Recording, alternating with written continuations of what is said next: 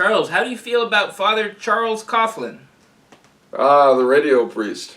You wrote about him in I sure did. Desire and Deception and Puritan's Empire, I think. Yeah, there is a radio, and shows you as a radio priest.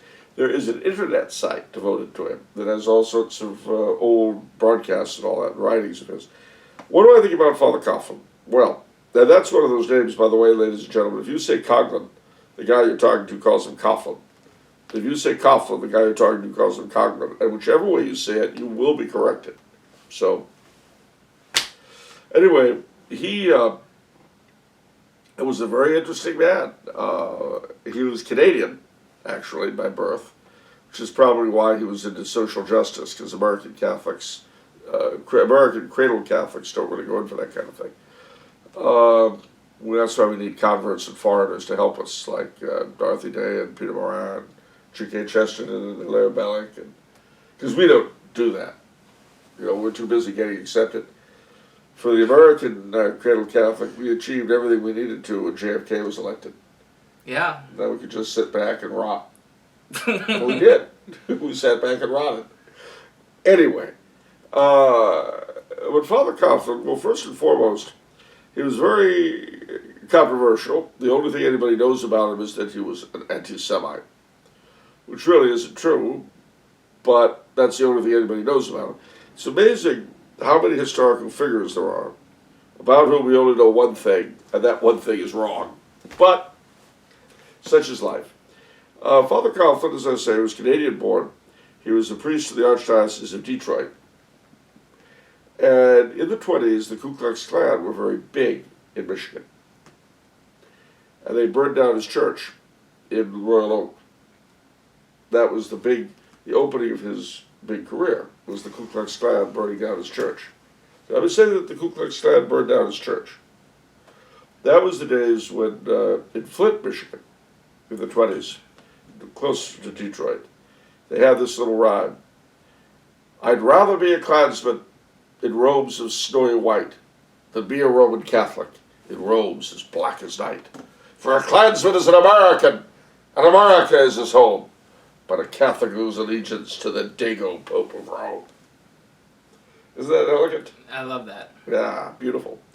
So, Father Coughlin looked at the burning remnants of his church, and he said, I will build a church tower so tall on this site no man can tear it down. Nice.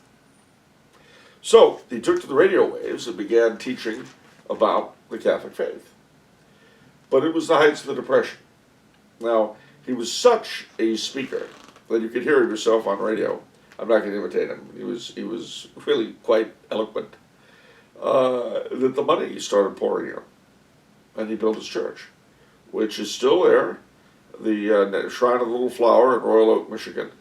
It's a weird church. It's beautiful. It's Art Deco. It's very peculiar looking. Why? Well, it's Art Deco. I mean, it was very modern for its time. Yeah. And there weren't a lot of Art Deco churches built because World War II kind of wiped Art Deco away. Yeah. So it's not a style you used to see churches in. But it's beautiful. It's strange, but beautiful. Okay.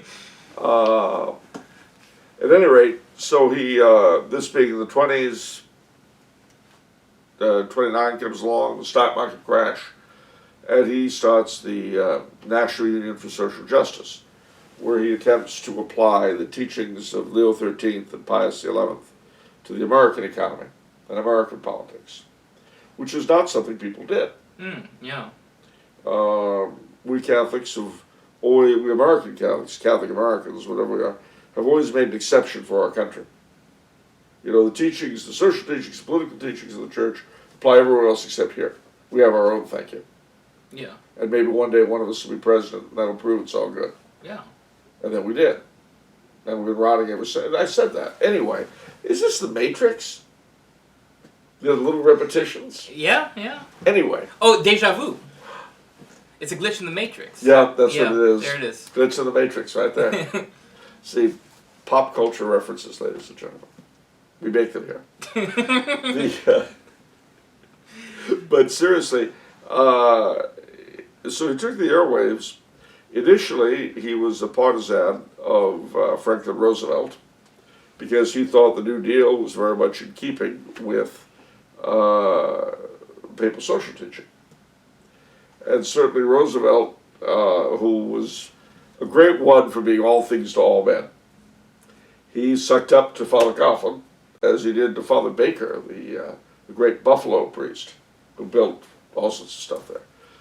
Look him up, the Father Baker stuff in Buffalo, New York. But the New Deal comes in, and of course it's quite a different thing from what they were expecting. Now, one of the interesting things about this era is we had three major groups amongst Catholic social thinkers who are a very small number altogether. Mm-hmm. I mean, put them all together, they're a small bunch. Yeah. But who do you have? You have Father Coughlin. You have Monsignor John Ryan, who was the Conference of Bishops, the American Bishops' Conference, social justice man.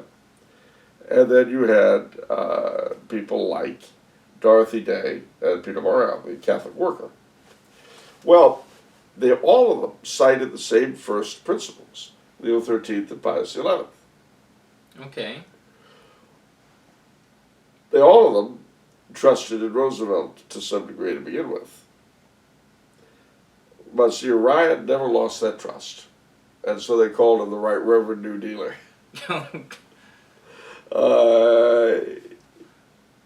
But Peter Morin and Dorothy Day looked for allies to the left, with whom they often got conflated and discredited, really, amongst many Catholics because of their association with the left.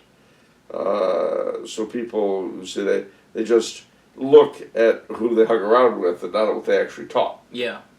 The same as today. I mean, a lot of people just look at the Catholic worker and Dorothy Day and say, a bunch of lefties. Yeah. Contrariwise, Father Coughlin looked at the opposite gang. Okay. People like Huey Long, once he lost faith in Roosevelt. Now, Huey Long is a character all in himself. The Napoleon was the Bonaparte of the bayous. Every man a king, a chicken in every pot? That's the one. Every man a king, but no one wears a crown. Yeah, that was he. He was the governor of Louisiana and then senator from Louisiana. And that boy ran his state. But he was also the only politician that made FDR afraid. Really? Why? Yes. Because his Share Our Wealth clubs are all over the country. And unlike the National Union for Social Justice, Father Coughlin had no desire to become president of the United States. Uh-huh. All he wanted to do was to see Catholic principles involved in our economic and social and political life.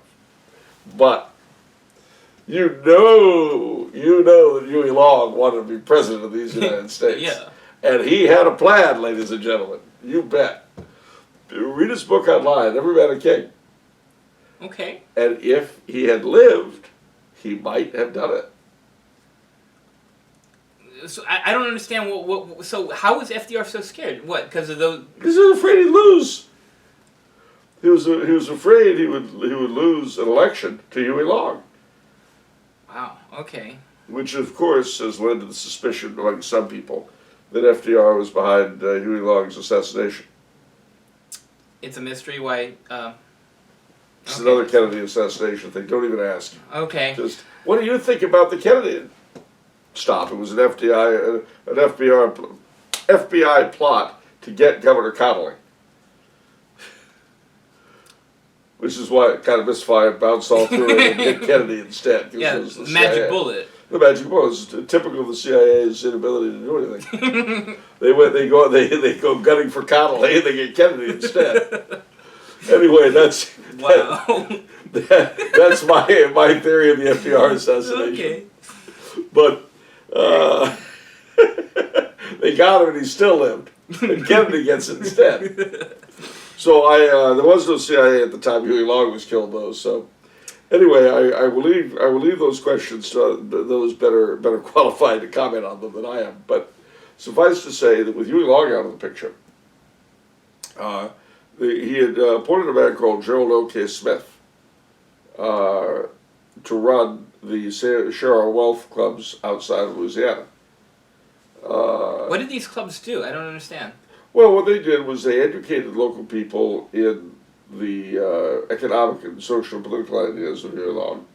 There were a lot of them. I mean, look it up on the internet.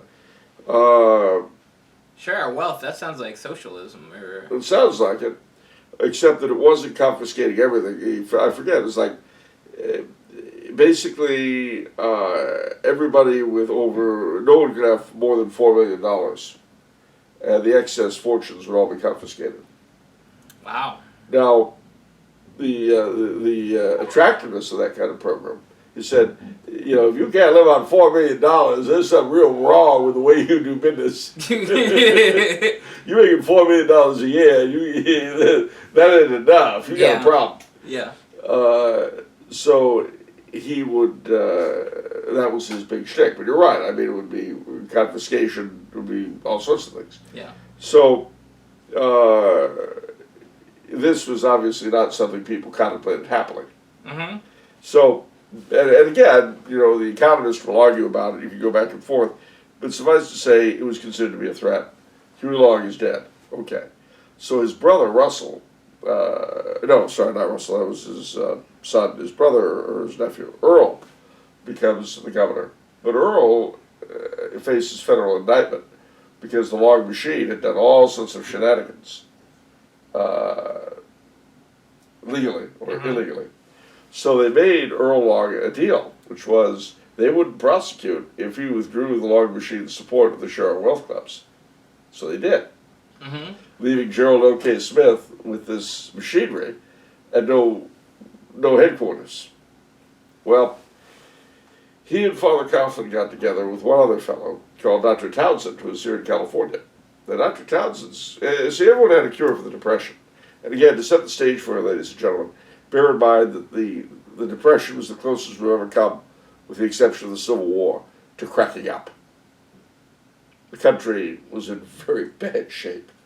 The bread lines that you've heard about, look up Cooking with Clara online, Depression Cooking with Clara. There's this Italian-American housewife who tells stories of what they cooked and how they got through the Depression. It's actually a fun series, but it describes a not-so-fun time. It was a terrible, terrible period in this country's history. So everybody had a nostrum for solving it. There was social credit. It was my personal favorite, the butter and eggs plan, which was that the government would pay everybody $50 on Thursday, but you had to spend it by the next Thursday. Ah. That would stimulate the economy. So. Yeah. Yeah. So there were all sorts of ideas in the air. And Dr. Townsend basically believed in the Townsend plan, oddly enough, because he made it up, which would see elderly people given huge pensions, which they would be obligated to spend. And so the three of them got together and formed what was called the National Union Party to fight the election of 1936. And they got a senator from North Dakota, William Lemke, to run as their man. He was very soundly defeated. And after that, the three gentlemen parted ways. Townsend died shortly thereafter. He was very old. Gerald O.K. Smith was very anti-Catholic, very unsavory character, really.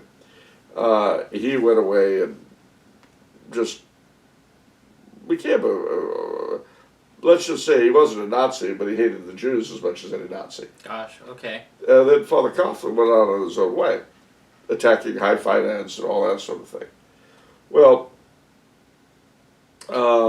he certainly was very much against non-Christian influences in our country. But if you say you're against non-Christian influences, what does that immediately mean? Oh, that's kind of a catch-all, isn't it? Well, it is, but in those days it meant primarily Jewish. Oh, Yeah, remember, wow, we really? Didn't have we didn't have Muslims. So what does that leave? Gosh. So, let's put it this way. It's kind of like the war over Christmas. So Judeo-Christian values wasn't a thing? No, that Judeo-Christian was coined, I think, in the immediate aftermath of World War II. Oh, okay. But that wasn't a thing then. Wow. And people spoke of a Christian America. In fact, in 1892, Trinity versus the Supreme Court, Trinity versus the United States, the Supreme Court ruled that this country is a Christian country. Yeah. Now, what does that mean? But whatever it meant admitting that Christ was God. And obviously there were and are elements of the country that don't quite feel that way. It was interesting to see KCAT was crowing yesterday that for the first time ever, less than 50% of this nation are white Christians. Now 70% are Christian. Okay, that sounds right. I mean, it's probably... But only 43% are white Christian. Most blacks, of course, are Christian. Most Latinos are Christian. Yeah. So that leaves the bunch that I consider the most pathetic of all, which are the non-Jewish, white non-Christians. Non-Jewish, white non-Christians. That's the group that never existed before, Okay. as anything big. The unbelievers, the spiritual but not religious people. That's true. The agnostics, the atheists, the scientificists, the people who sit on their faces and think with their, Yeah. those people. And they're the ones really that were being obliquely trumpeted and lionized. Okay. The free thinkers who were white, You notice that most of this gender-free stuff and all that doesn't really get a lot of traction with non-whites. Some, but not many. Interesting. Yeah, well, that's because the sickness of this country is the sickness predominantly of the white. Uh-oh. Watch yourself. All these white nationalist people are gonna jump after you now. Well, that's nice, but it goes back to being the salt of the earth Uh-huh. and losing our savor. The problem with this country, ultimately, is not the non-whites. It's not the Jews. It's white people. And and for that matter, it's not even the non-Catholic whites. Wow. The problem with this country are the Catholic whites. I feel alienated. You can feel whatever you like. Feelings, nothing more than feelings. No. We are the problem with this country. We are the people who refuse to evangelize. I mean, stop and think. I used this simile on a radio show not so long ago, so I don't mind doing it here. For the American Catholic, as opposed to the Catholic American, he didn't want to evangelize. He didn't want to rock the boat. He just wanted to be accepted. And the apex of his world was when JFK was elected. That was it. After that, he just sat back, rotted, and went to seed. Imagine our ancestors in Rome, when we got the Edict of Toleration from Constantine, and said, okay, we got all we need now. We're welcome at the table. It's okay, we can sit here. What would have happened? What would have happened is that Rome would have fallen a lot sooner, and they would have betrayed the empire. Instead, once legalized, they went even harder to work. And within a few decades, were the majority of the empire. Sufficiently so that Theodosius the Great could make it the state religion and could make baptism the entree into imperial citizenship. That's what our ancestors did. We, gee willikers, we failed the Protestant whites. We failed the Protestant non-whites. We failed the Jews. And we presented we allowed and assisted in the creation of a moral and doctrinal swamp where the Latin Americans and Filipinos would be deprived of the faith almost as quickly as they came in. That's what we did. Yeah. Well, we don't want to be we don't want to offend people. We want to be tolerant. Okay. And people who are sincere, good non-Catholics who are sincere, they're fine. Sure. Because they try. And they're good people. Yeah, that's right. Just and that heroin you're ingesting. What? I'm not. What? No, and the heroin you're ingesting. I don't want to tell you anything about it because you might get upset with me. Oh well, that's. I don't mean you personally. Yeah, no, just shocked me a little bit. He's not a junkie. The man has never done heroin. He barely drinks. I'm telling you. I've known him since he was 8. Thank you. Mr. Clean. He's got the Charles Coulombe seal of moral approval. Wow. Okay, great. Okay, I'm a fan too. It's not just landscaping and custodial, and it's not just accounting. The talent, like you too. I'm very flattered. You should be. You're the only one of the suits who'll actually be seen in public with me. Hi.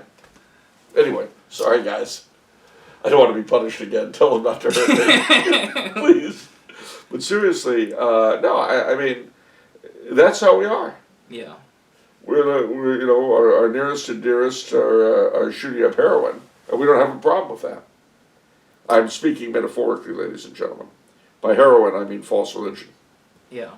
It occurred to me I better say that, or people would come away from this thinking, Coulombe thinks we're all a bunch of heroin addicts. No, that's not what I mean at all. But, so when you look at Father Coughlin, bringing it back to him, a lot of what he had to say was absolutely true. A lot of it was conditioned by the time and place he was in.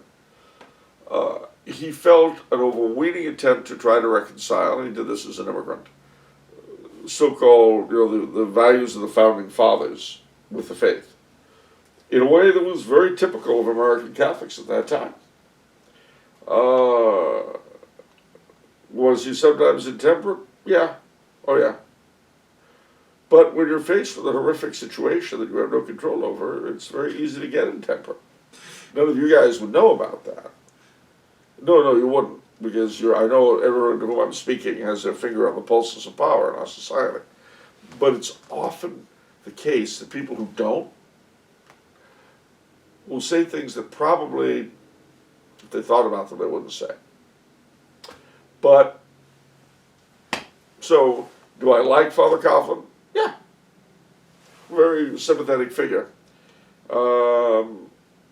Was he the hate priest, the anti-Semite? No.